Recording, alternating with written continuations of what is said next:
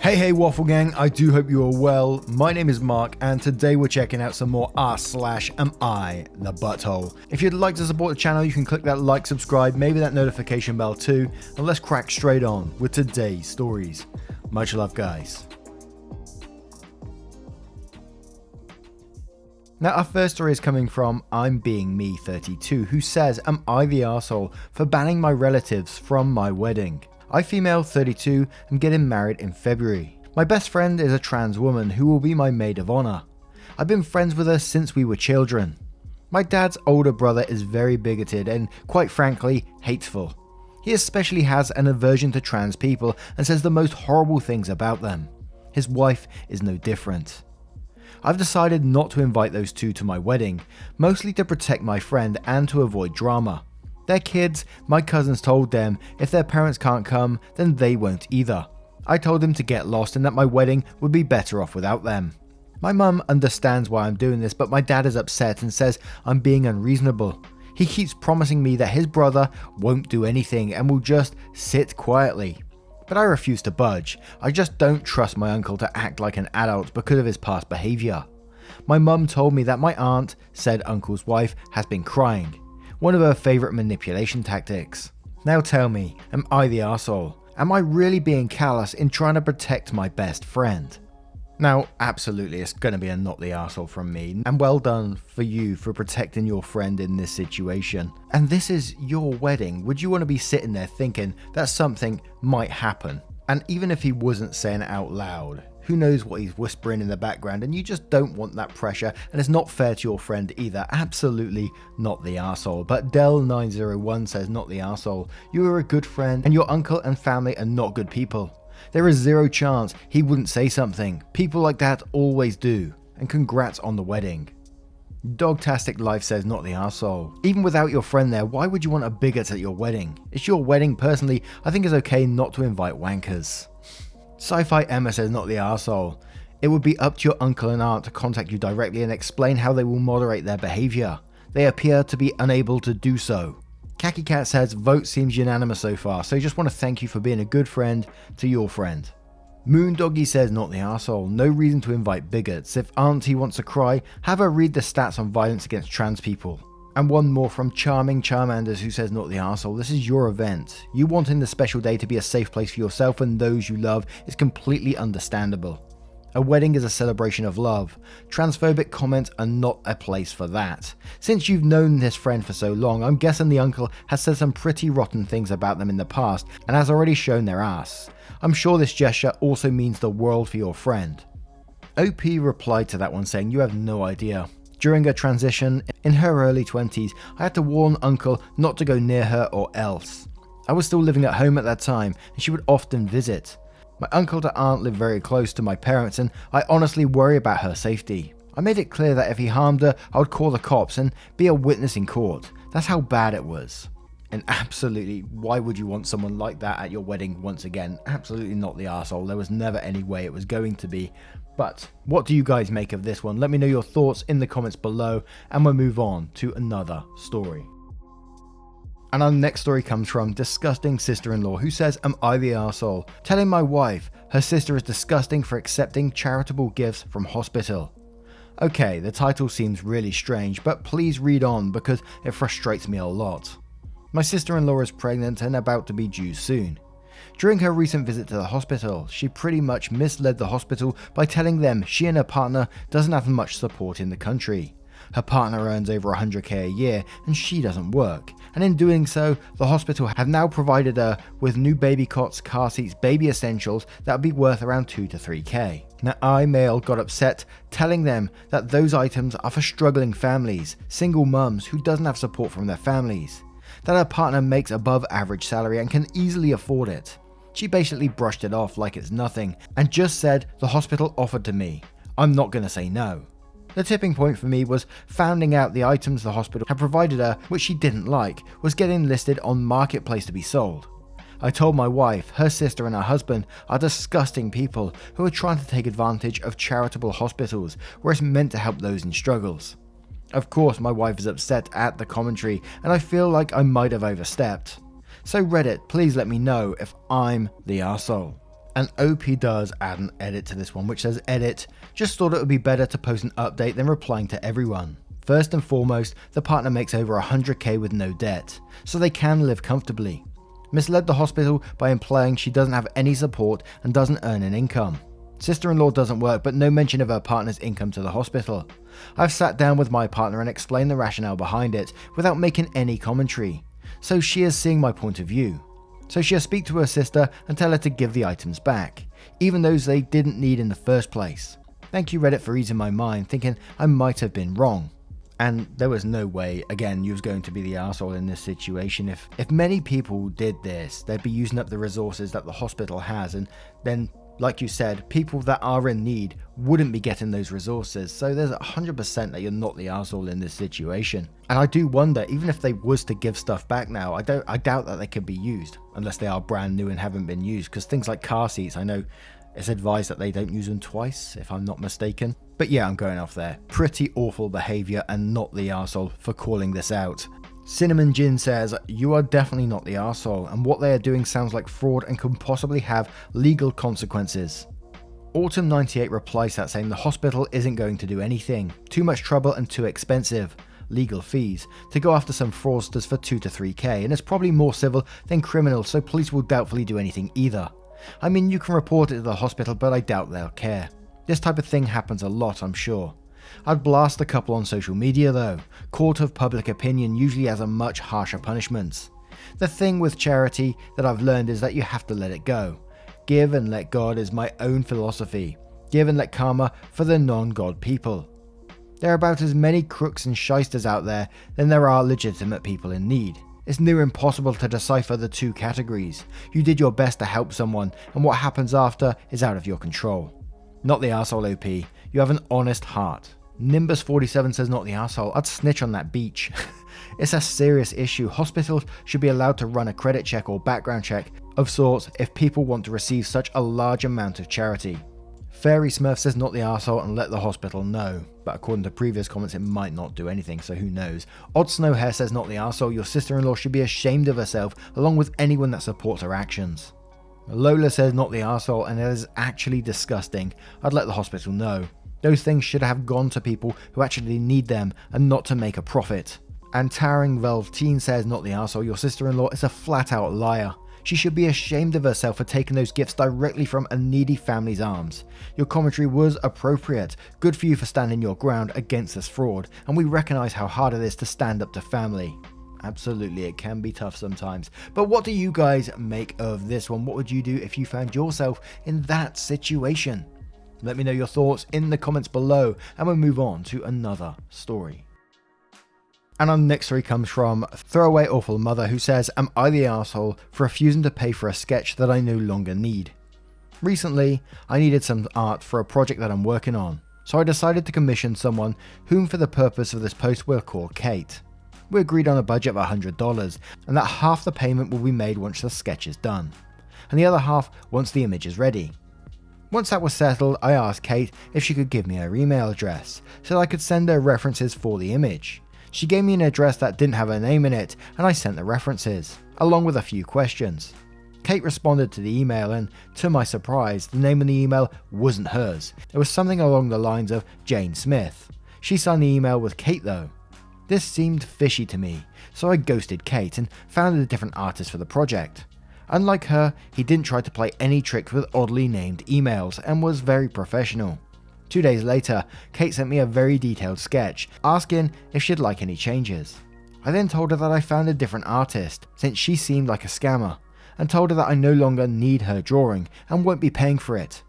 Upon receiving that email, Kate responded that she gave me a different email address because she forgot the password to her main email account, and didn't want to go through any delays while trying to recover it. She said that her second account had a different name because she set it up for a friend 12 years ago as part of a school assignment, but that friend ended up making her own account, so Kate started using that email as a backup account. I told her that I wasn't going to buy her BS, to which she replied that she spent 10 hours working on that sketch and had everything I requested, therefore making her legit. So if I refuse to pay for her time, she'll make sure that I'll be put on as many scammer lists as possible, making it impossible for me to commission art in the future. Am I the arsehole?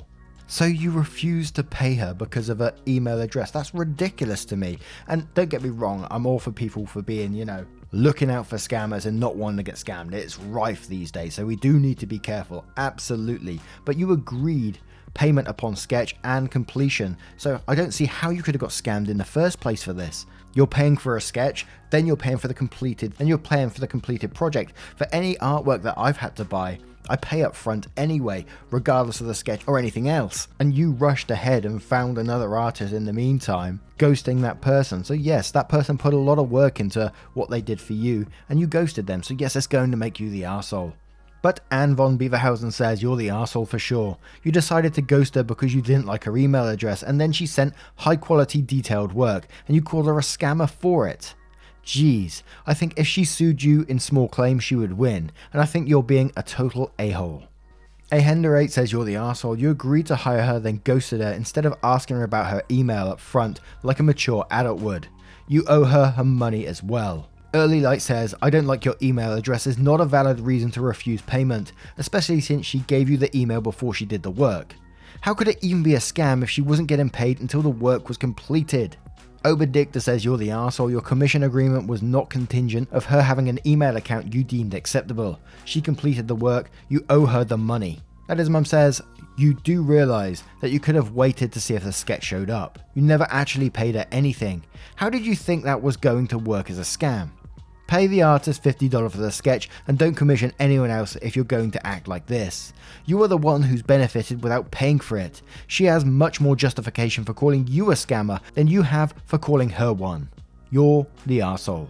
Whatever Bernice says, you're the arsehole. Lots of artists don't use their legal names for various reasons. Mine does not match my brand at all. However, if you didn't want her to continue with the commission, then you could have cancelled it. You didn't, and that is why you're the arsehole. And Calling Water says, and quotes, once that was settled, then I sent the references along with a few questions, and then Kate responded to the email. Then goes on to say, so you made a deal for her to do work and for you to pay her. You provided her with the information she needed to do the work, and she answered the questions you asked her. 2 days later, she sent you the work you had hired her to do, and you told her you wouldn't pay her. You didn't ghost, you broke your deal. This was work for hire, and you owe her for the work she did for you as per your agreement. You're the arsehole. Now, what do you guys make of this one? What would you do if you commissioned someone and their email wasn't matching up, may have looked a little bit shady? Would you have questioned it? Would you have just ghosted them? Let me know your thoughts in the comments below, and we'll move on to another story.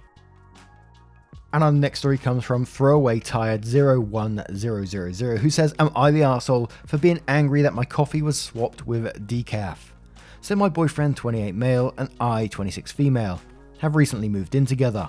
Due to some health issues, I am always tired and struggle to have energy. Editing, as some people have expressed concern.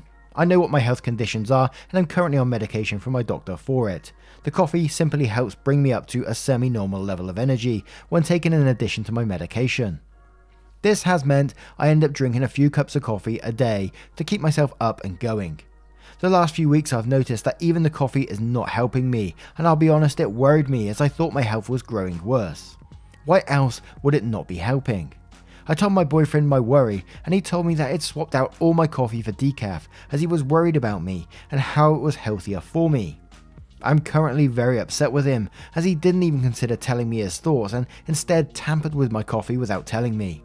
He says I'm being dramatic and it's just decaf, but I'm wondering if our relationship is something that should continue, as it just seems fucked up to me that he'd think that this is not only okay to do but normal. I've told him I need to think about things, which is only upsetting him and making him wonder why I don't see he was trying to do a nice thing. And we're going to start off with Fantastic Constant 36, who says, not the arsehole. Huge red flag that he didn't think to ask you or to talk about his concerns before trying to control you and your food intake, especially as it relates to your health. That's not a nice thing, that's not caring, and that's not okay on any level. You are so right to be upset and angry with him over this. Alarmed Hamsters 4047 says, not the arsehole. You never ever screw with someone's food and beverages. He had no right to do that to you, and if I were you, I'd be furious. How would he feel if you swapped out something important to him? Sheesh, that's a red flag that he's controlling. OP, I'd be more upset with him if I were you. Laurie93 says not the arsehole. If my SO dared to do something like that, I would make a huge scene.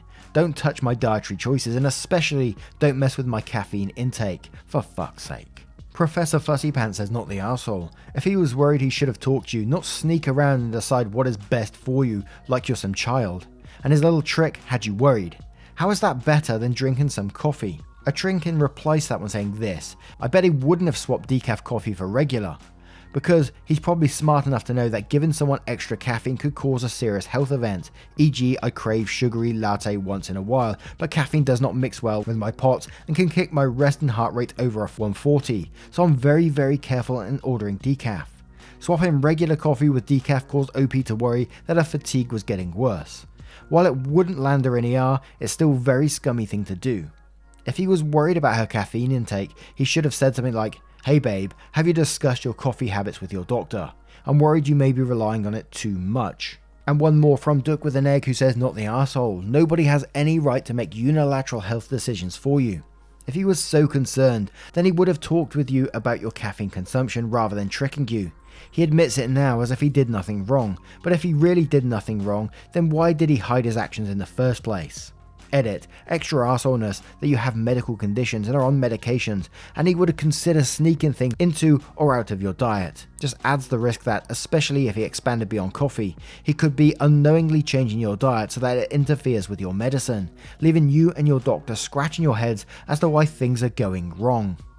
Now, what do you guys make of this story? What would you do if you found yourself in that situation? You drank coffee and someone swapped it to decaf. How would you feel about that without you knowing, of course? Let me know your thoughts in the comments below, and we'll move on to another story. And our next story comes from Dryad2592. Am I the arsehole for calling my husband's sister / my niece a spoiled brat when she referred to her dad / my brother as a sperm donor? I know the title might be confusing, and I know this is some Jerry Springer lever shit, so bear with me. My mother-in-law was my brother's PhD advisor. Without going into a bunch of unnecessary detail, they fucked around, he got her pregnant, and it was a huge shock to my then fiance and I. I was totally devastated for selfish reasons, but it just felt so icky. I was mad at mother-in-law for not knowing better. I was mad at my brother for having a relationship with a woman who treated me like trash. I was just mad that I was going to have a sister-in-law who was also my niece. Mother-in-law dumped my brother and said that she had just been having fun and would never think seriously about a man significantly younger than her. My brother was devastated. He was very much under her spell and thought he was in love with her. Mother-in-law wanted to keep the baby but said she thought he had the right to opt out, and she thought it would be wrong to ask him for any support, emotional or financial, and encouraged him not to sign the birth certificates.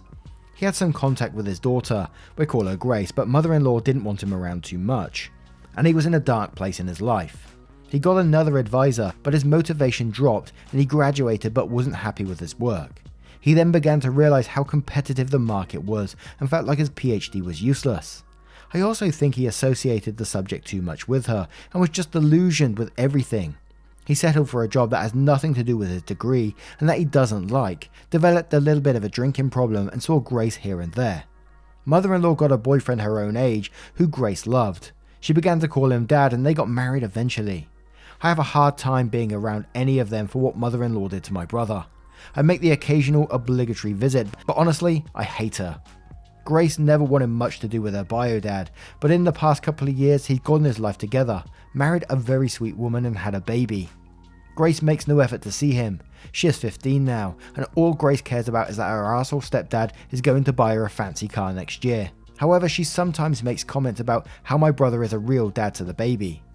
We went to mother-in-law's house last night for one of those super not fun obligatory dinners. Mother-in-law wanted Grace to pack her lunch for a tournament the next day and told her to put the phone down and come do it. Grace replied, "Hold on, I'm talking to my sperm donor," and I snapped and told her she is a spoiled brat and how dare she call her father that. She doesn't know anything about what he has gone through and he does love her, but she only cares about what her stepdad buys her. Mother-in-law immediately yelled at me and asked me to leave. She says I crossed a huge line and I owe Grace an apology. And on this one we're going to start with He97 who says, "You're the arsehole. What happened to your brother is sad, but I think you have a lot of misplaced anger towards your niece. She's 15 and made a comment that, in her immaturity, she thought was funny. She doesn't understand the nuance of the situation, and she should not be blamed for having a strong relationship with her stepfather, as he was the one raising her. Burner says you're the arsehole. Grace wasn't raised around or by her bio dad. Only towards her teenage years do you describe your brother to have gotten his things together. While that may be great for him, that doesn't mean Grace is obligated to spending time with him if she doesn't want to. Genetics doesn't make a parent OP. The man who was with your mother-in-law was there her whole life. If that's who she shares that connection with, you have no place whatsoever to not only call her a spoiled brat, but to then insist her father is your brother and not the man who raised her. You owe Grace and her father an apology. Lakers Last Stand says Grace is a child and in her eyes your brother wasn't there for her. You have the full picture, she does not, and quote, she made no effort to see him, she is 15 now, then goes on to say exactly she is 15, she has no control over that, so in her eyes, her aunt came over for dinner, she had to talk to her bio dad who has not been there for her, wasn't in a good place when she did see him, and now has a new family that he is better for. Now her aunt, an adult, is yelling at her because she spoke a little rashly about it. You are an adult, I understand your anger at her mother-in-law. What she did was an abuse of power over your brother, and I don't trust that shit at all, but Grace is a child. You don't take your aggression out on a child. You're the arsehole. Becca says, everyone sucks here but the teenager. Mother-in-law is a predator. Brother had mental health issues, and that doesn't change the damage he did to his kid, and you shouldn't have snapped at a child. I hope this poor kid gets the therapy she needs. Grubby Housewife says you're the arsehole, you have no right calling her names. None of this is her fault. This child grew up with no father in the picture. Reasoning does not matter. How can you expect her to be super close and loving towards him when in her eyes he was never there and now has a family he actually wants? Her stepfather seems like he's there for her in a way her bio father isn't. She has every right to be grateful to him for that. You owe her an apology. And one more from BeachLover8282 who says, wow, you're the arsehole. I don't care about how hard the woman makes it to see her kid. In America, fathers can fight for custody and to see their child. It sounds like you're blaming your mother-in-law when your brother opted out of parenting duty. That's on your brother. If his daughter thinks of him as just a sperm donor, that's on your brother. It's unfair to take out your frustrations on Grace. This situation is not her fault, and quite frankly, from her perspective, her father is just a sperm donor. Now, what do you guys make of this one? What are your thoughts on it? Let me know in the comments below. And if you do love a Reddit story, there is a playlist on your screen right now that you can click and it'll scroll through the stories for you, so you don't have to keep clicking all that sort of good stuff whilst you're doing your art, on your walks, whatever you're doing. Let me know in the comments below, by the way, and I will see you in the next one. Take care, guys. Much love. Man, I remember being so naive when life was good, weather and palm trees. Back in the day, you were everything I need. But then along came a time when you crushed my dreams. Oh yeah, you played me like a fool when you made me believe that the line between love wasn't thick enough to read. Oh yeah, you see we in despair, crime everywhere. You're selling false hope cause you just don't